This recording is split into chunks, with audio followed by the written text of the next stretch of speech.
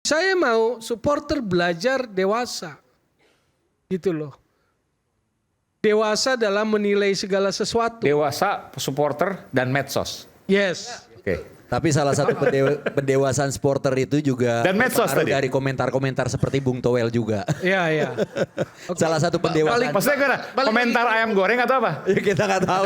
Macam-macam, ada ayam. Oh, dijelasin. Dan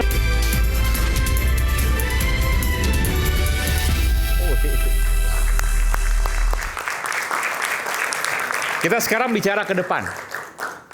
Kita sama-sama membayangkan. 20 Maret 2025 di Gelora Bung Karno. Oh, benar. 20 di Australia. Di Sydney, Australia, oke? Indonesia lawan Australia. Indonesia pelatihnya adalah Patrick Kluivert. 11 pemainnya seluruhnya naturalisasi. Pertanyaannya, kemenangan. Saya nggak bilang pasti karena pasti kan bicara Tuhan. Kemenangan itu di tangan kita, peluangnya sangat besar atau juga masih deg-degan, masih nggak yakin. Siapa yang kira-kira mau jawab? Ya. Oke. Saya dulu ya Bang ya. Oke. Gini, Semuanya naturalisasi plus Patrick Kluivert dan asisten pelatihnya. selama tidak ada peraturan yang melarang, itu kan semua orang Indonesia di lapangan. Ya, mau dia lahir di mana, paspor ada hijau, ada Garudanya, Oke. Indonesia. Jadi nggak ada masalah, harusnya nggak ada masalah. Saya sebenarnya pertanyaan tadi di segmen sebelumnya, Bung Toel ini menarik kalau kita ngomongin bolanya. Kita nggak ngomongin politik bola ya, kita ngomongin bolanya nih. Tadi Bung Toel bilang pelatih sebelumnya terlalu negatif mainnya, terlalu bertahan. Padahal kalau kita lihat secara komposisi pemain, skuadnya, Nggak jawab dulu nih, peluang menangnya gimana? peluang menangnya ada. Besar? Ada. Kalau besar atau enggak, kan kita bukan dukun. Kita nggak bisa bilang untuk akan menang atau enggak. Kan tahu pemain Australia seperti apa, pemain Indonesia seperti apa. Nah gini aja deh. Kita lihat, kita betul punya pemain yang main di Eropa. Mainnya di klub apa? Di liga apa? Kecuali Jay Izes, starternya Venezia di Serie A. Ada nggak sih yang main di top level di Eropa? Kan nggak ada kalau kita mau jujur sebenarnya. kecuali nanti Jairo. Kecuali kalau Jaro Redeval datang, ya. main. Kan masuk dua lagi nanti kan? Gitu. Iya, iya. Oke. Gini, saya lebih tertarik sebenarnya gini. Kalau kita bilang yang kemarin terlalu negatif, kita harusnya lebih proaktif, lebih menyerang. Lawan siapa kita harus mendominasi bola? Lawan Jepang nggak mungkin. Kita kemarin kalah 4-0 udah kelihatan beda kelas di situ. Ini langganan Piala Dunia bos, ngalahin Jerman, ngalahin Spanyol di Piala Dunia sebelumnya, gitu. Lawan siapa? Mungkin lawan Cina sama Bahrain bisa lah. Tapi lawan Australia, lawan Arab, kita kan tahu ya menonton bola ya. Tim yang lebih defensif adalah tim yang menganggap dirinya secara kualitas itu di bawah dari tim lawan ya. Ini sebenarnya kalau kita ngomongin, nah saya senang nih kalau udah ngomongin bola jangan ngomongin politiknya nih ya. Kalau filosofi total football Rinus Michels ya, Johan Cruyff dan turunannya, filosofinya kan adalah semakin lama megang bola, semakin banyak peluang untuk bikin gol. Ya. Tapi ada antitesisnya. Ini school of thought-nya Jose Mourinho.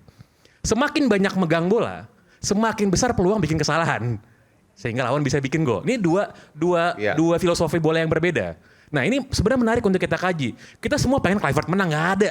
Mau suka atau enggak, mau fans Sintayong atau enggak. Semua pengen lihat timnas Indonesia menang. Cara menangnya gimana? Ya. Apakah kita bisa dominate Australia nanti di kandang lawan?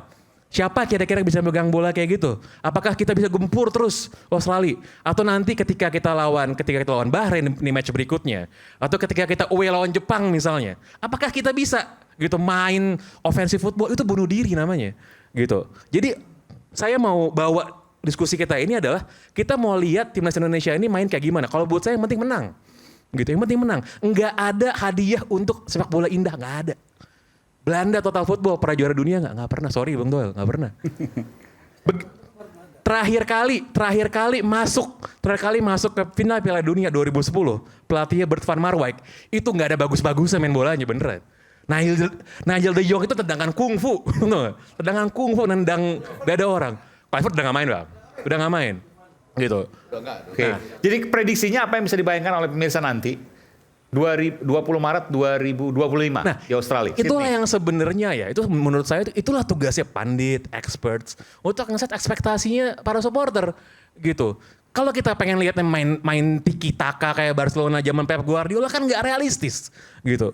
Kalau kita pengen lihat timnas menang dan sepak bola itu kan simple sebenarnya ya. Kalau saya mau sedikit memparafrasekan Gary Lineker, ya sepak bola itu adalah tim yang paling banyak bikin gol, yang menang udah gitu aja. Gitu. Nah kita nggak realistis kalau misal kita mau lihat, kita pengennya 75% ball possession lawan Australia. Nggak mungkin. Saya bisa bilang dari sekarang nggak mungkin itu kejadian. Gitu. Bisa menang nggak? Bisa menang. Dengan cara apa? Inilah yang kita diskusiin. Kita mau main pragmatis football, biar lawan megang bola, counter attack, goal. Oke. Nah pertanyaannya, itu kan strategi pelatih sebelumnya. Ya kan? Apakah akan dipakai lagi? Masih pertanyaan. Itu pertanyaannya sekarang. Oke, baik. Saya tambahin boleh? Gini. Taktikal? Saya dulu. Sedikit Bung Nurdin dulu. Nah.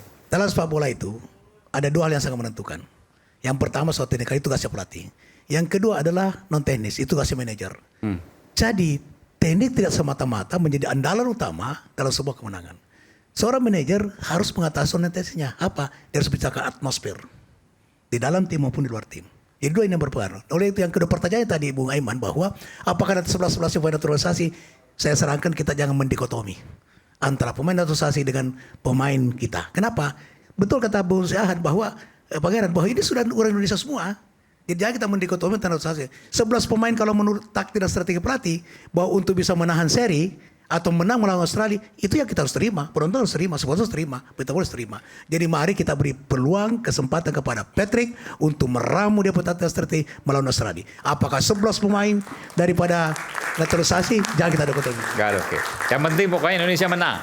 Dan Semua supporter ini tidak mau tahu naturalisasi atau bukan Ya. naturalisasi, yang penting Indonesia menang dan lolos Piala Dunia. dan kemungkinannya adalah semua naturalisasi yang semuanya adalah warga Indonesia sebenarnya. Insight. Taktikal, ngomongin sepak bolanya. Jadi misalnya waktu lawan China kita punya peluang menang. Tapi pernah nggak ada diskursusnya ngomong bola? Kan nggak pernah. Era kemarin. Karena ya itu ada penguasaan terhadap media sosial. Contoh. Penguasaan terhadap media sosial, Yes. bukan lapangan. Yes, ada tim lah. Nggak kosong-kosong amat, nggak polos-polos amat. Lawan China itu kita punya peluang untuk bisa lebih dominan. Tapi ketika main dominan, apakah secara kualitas permainan sepak bola kelihatan? Saya mau kasih lihat statistik. Progressive passing Indonesia lawan China itu 6. Progressive passing, passing yang mengarah ke depan. Itu 6. China 24. Yang secara permainan dia ditekan oleh kita kan? Sentuhan bola Indonesia di area penalti lawan itu 5. China 12. Itu taktikal. Pelatih striker udah datang belum? Sudah. Yang lebih miris kalau kita bicara kemarin di AFF kalau bicara pelatih striker. 4 gol bola mati, lemparan ke dalam 3, sepak pojok 1, lemparan ke dalam 3, mohon maaf mantunya Bang Andre.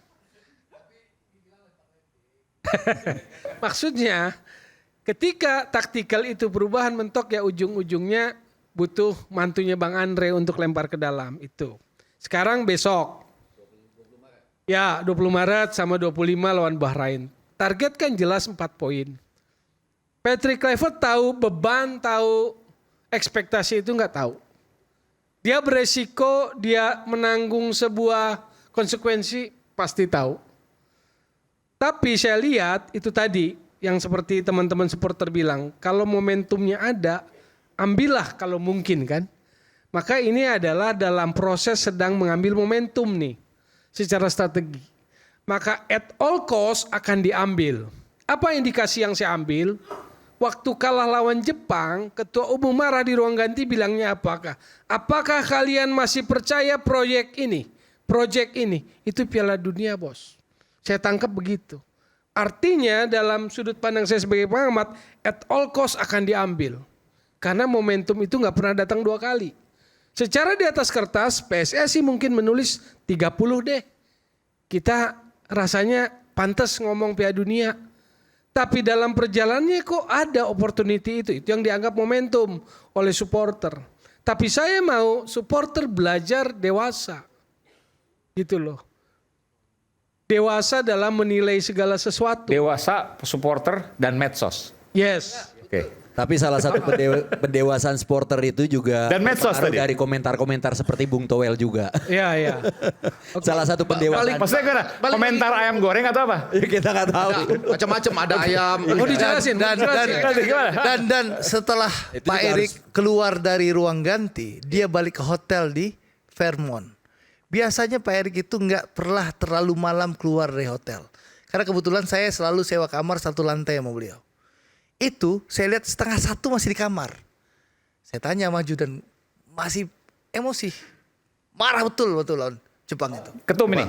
Ya ketum kas Ya kalah lawan itulah karakter seorang Pak Erik pemimpin ya, yang Pak ngerti Erik. bola. Eman Memang begitu. boleh balik. Marah betul. Boleh balik. Indikasi Boleh- lain dari- Saya tanya kenapa Boleh- ini belum pulang. Di ruang itu beliau masih Boleh balik Oke. 20 Maret. Nanti Bung Effendi, kita akan kembali saat lagi termasuk soal ada apa di balik ayam gorengnya Bung Toel. Sesaat lagi kita akan kembali.